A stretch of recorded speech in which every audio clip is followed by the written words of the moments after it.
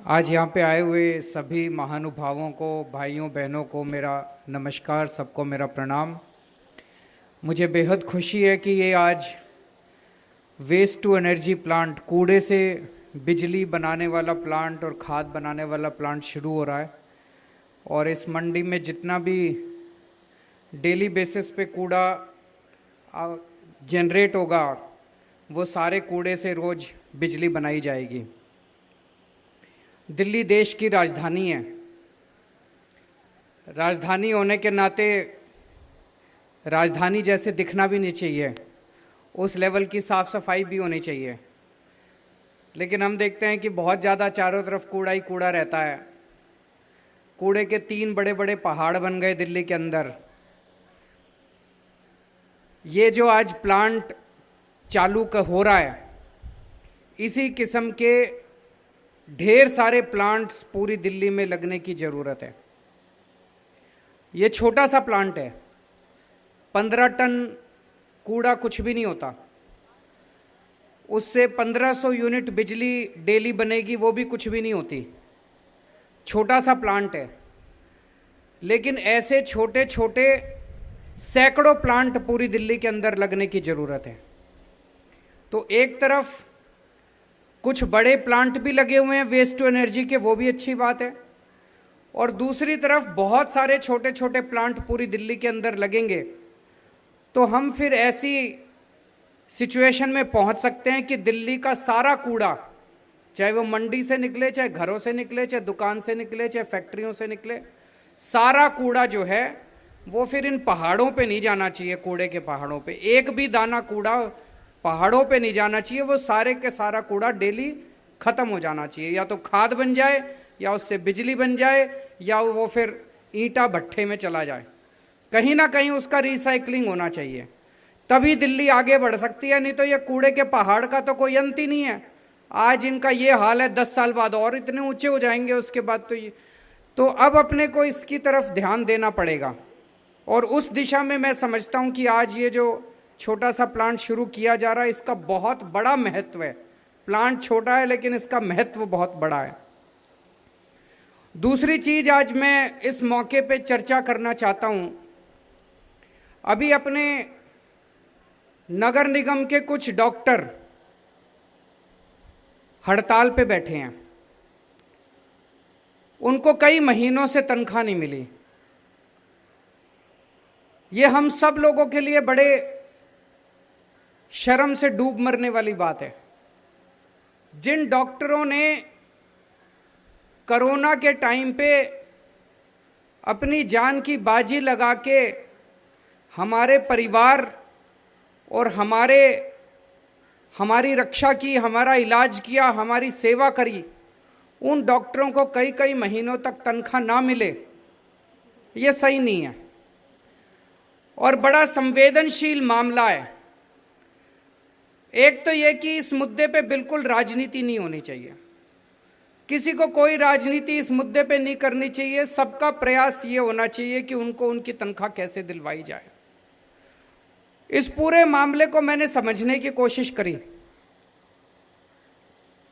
एक तो ये पिछले कई सालों से हम देख रहे हैं कि नगर निगम में बार बार तनख्वाह देने के लाले पड़ जाते हैं। तनख्वाह, कभी सफाई कर्मचारियों की तनख्वाह नहीं मिली, कभी टीचरों की तनख्वाह नहीं मिली, कभी डॉक्टरों की तनख्वाह नहीं मिली। तो नगर निगम के अंदर ऐसे पैसे की इतनी कमी क्यों हो रही है, ये सोचने वाली बात है। इतनी पैसे की कमी क्यों हो रही है? कुछ लोग कह रहे हैं कि दिल्ली सरकार ने पैसा नहीं दिया। मैंने सारा पता किया, वित्त मंत्री यहीं बैठे हैं, फाइनेंस मिनिस्टर यहीं बैठे हैं। मैंने सारे अधिकारियों से पूछा, एक एक पैसा जितना बनता था, संविधान के अंदर, कानून के अंदर साफ साफ लिखा है। भाई टैक्स तो आप लोग देते हो, आपका पैसा है, मेरा पैसा तो है नहीं, मनीष जी का पैसा तो है नहीं। संविधान में लिखा है भाई इतने पैसे आएंगे, ऐसे ऐसे बटेंगे। जितना पैसा संविधान में लिखा है उससे 10 रुपए फालतू दिया अभी तक हमने। 2013 में, 2014 में, हमारी सरकार तो 2015 में आई थी। 2013 में कांग्रेस की सरकार थी, 2014 में राष्ट्रपति शासन था, बीजेपी की सरकार थी। उन दिनों में जितने पैसे देते थे नगर निगमों को, हम लोगों ने उससे दुगने तिगुने पैसे देने शुरू कर दिए नगर निगमों को। तो वो पैसे कहां गए? 2013 2014 के बाद नई भर्तियां तो हुई नहीं एमसीडी के अंदर, कोई कर्मचारियों की तनख्वाह भी नहीं बढ़ी दुगनी तिगुनी। तो अगर हमने पैसे दुगने तिगुने देने चालू कर दिए तो नगर निगम में पैसे जा कहां रहे हैं? सफाई कर्मचारियों की तनख्वाह क्यों नहीं मिल पा रही? डॉक्टरों की तनख्वाह क्यों नहीं मिल पा रही? टीचरों की तनख्वाह क्यों नहीं मिल पा रही? सोचने वाली बात है। तो दिल्ली सरकार का जितना पैसा बनता था उतना एक एक पैसा दे दिया। उल्टे अभी हमने पिछले 3-4 दिन से, जब से ये सारा मुद्दा चल रहा है, मैंने सारा पता कराया, हमने इतना ज्यादा पैसा लोन के रूप में दे रखा है कि नगर निगमों को दिल्ली सरकार का 3800 करोड़ रुपया, 3800 करोड़ रुपया वापस करना है लोन का। हमने पैसा नहीं देना, नगर निगमों को 3800 करोड़ रुपया वापस करना है हमारा। जल बोर्ड पानी देता है नगर निगम को, 3000 करोड़ रुपया जल बोर्ड का बिल बकाया पड़ा है, जल बोर्ड को वापस करना है नगर निगमों ने। तो हमने तो अपना पैसा उल्टे ले नहीं रखा, उनके पास पड़ा है। फिर मैंने पता कराया तो केंद्र सरकार पूरे देश में जितने नगर निगम हैं उनको ग्रांट देती है। पूरे देश में जितने नगर निगम हैं उनको ग्रांट देती है केंद्र सरकार 485 रुपए प्रति व्यक्ति के हिसाब से। उस नगर निगम में जितने लोग रहते हैं 485 रुपए प्रति व्यक्ति के हिसाब से। पूरे देश में सारे नगर निगमों को केंद्र सरकार ग्रांट दे रही है। पिछले कुछ सालों से दिल्ली के तीनों नगर निगमों को ग्रांट नहीं मिल रही केंद्र सरकार से। पूरे देश में सारे नगर निगमों को ग्रांट मिलती है, दिल्ली को छोड़ के। दिल्ली में 2.25 करोड़ जनसंख्या है, 485 रुपए प्रति व्यक्ति के हिसाब से लगभग 1100-1200 करोड़ रुपए प्रति वर्ष बनते हैं। 10 साल के बन गए 12,000 करोड़ रुपए। 12,000 करोड़ रुपए केंद्र सरकार ने देने हैं नगर निगम के। केंद्र सरकार को देने चाहिए। अगर केंद्र सरकार पैसे नहीं देगी तो नगर निगम कैसे चलेंगे? पूरे देश के अंदर नगर निगमों को पैसा देती है केंद्र सरकार, दिल्ली नगर निगम को नहीं देती। ये तो गलत बात है। दूसरी चीज में थोड़ी सी, नगर निगम में चाहे किसी भी पार्टी की सरकार को हो, है तो अपने भाई, अपने ही लोग हैं, उनसे हाथ जोड़ के विनती करना चाहूंगा, थोड़ा सा सही से चला लो नगर निगम। ऐसे इतना मिसमैनेजमेंट, इतना भ्रष्टाचार जो नगर निगम में हो रहा है, ऐसे तो काम नहीं चल सकता। मैं आपको एक उदाहरण देता हूं। अभी मैं परसों एक फ्लाईओवर का उद्घाटन करके आया। ये सीलमपुर वाला फ्लाईओवर, शास्त्री पार्क वाला फ्लाईओवर परसों मैंने उद्घाटन करा। 303 करोड़ रुपए का बनना था, हमने 250 करोड़ रुपए में पूरा कर दिया। 53 करोड़ रुपए बचा लिए एक फ्लाईओवर में।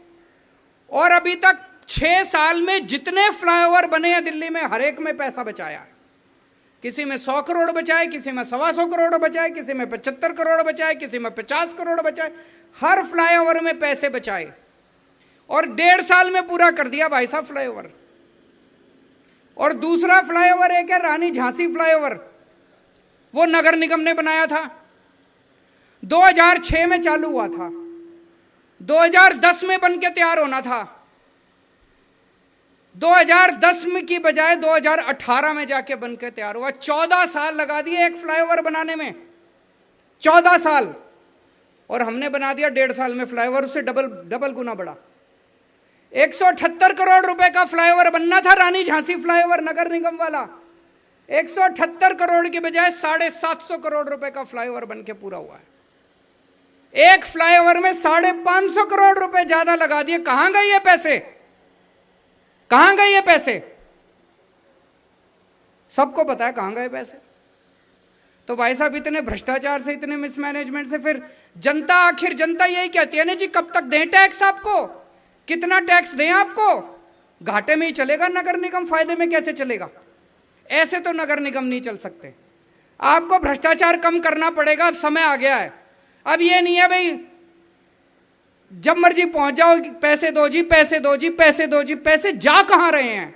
जनता ये पूछना चाहती है, पैसे जा कहां रहे हैं? डॉक्टरों को तनख्वाह क्यों नहीं मिल रही? अभी अभी आने से पहले मैंने पता किया, 12,000 करोड़ रुपए का टोटल बजट है नगर निगम का, 6,000 करोड़ रुपए की तनख्वाह का बजट है। तो 12,000 करोड़ रुपए तुम्हारे पास आते हैं, 6,000 करोड़ रुपए की तनख्वाह देनी है तो तनख्वाह तो दे सकते हो। तनख्वाह क्यों नहीं जा रही? डॉक्टरों की तनख्वाह क्यों नहीं मिल रही? मिलनी चाहिए डॉक्टरों की तनख्वाह। डॉक्टर क्यों बैठे हैं हड़ताल के ऊपर? उनको हड़ताल पे नहीं बैठना चाहिए, उनको हड़ताल की बजाय उनको अस्पतालों के अंदर बच्चों का इलाज करना चाहिए, हमारे परिवार के लोगों का इलाज करना चाहिए। तो मुझे बहुत दुख हो रहा है आज की डॉक्टरों को इस तरह से हड़ताल के ऊपर बैठना पड़ रहा है।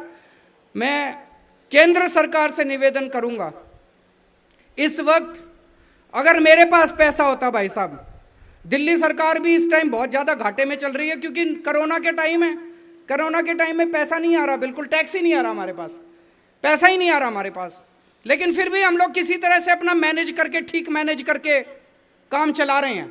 अभी तक हमने तनख्वाह की किल्लत नहीं होने दी दिल्ली सरकार के अंदर, सबको तनख्वाह टाइम पे दे रहे हैं, टीचरों को, डॉक्टरों को, कर्मचारियों को, अफसरों को, सबको टाइम पे दे रहे हैं तनख्वाह, अच्छे से मैनेज कर रहे हैं हम लोग। हम रो नहीं रहे कि पैसे नहीं दिए, पैसे नहीं दिए। जो पैसा आ रहा है, जो जनता से पैसा आ रहा है, उसको ठीक से मैनेज कर रहे हैं।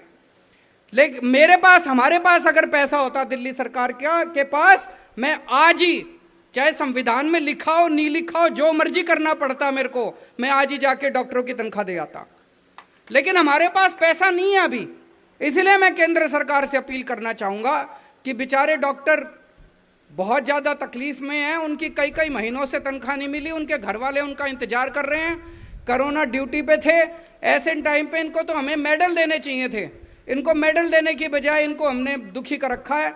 तो केंद्र सरकार जो उनको 12,000 करोड़ रुपए देना है नगर निगम का, उसमें से थोड़ा सा पैसा दे दे ताकि डॉक्टरों की तनख्वाह दी जा सके और इस मुसीबत से हम डॉक्टर को निकाल सकें। और नगर निगम को भी मैं कहना चाहूंगा कि थोड़ा सा ठीक से मैनेज कर लो, इतना भ्रष्टाचार ठीक नहीं है। बहुत बहुत शुक्रिया।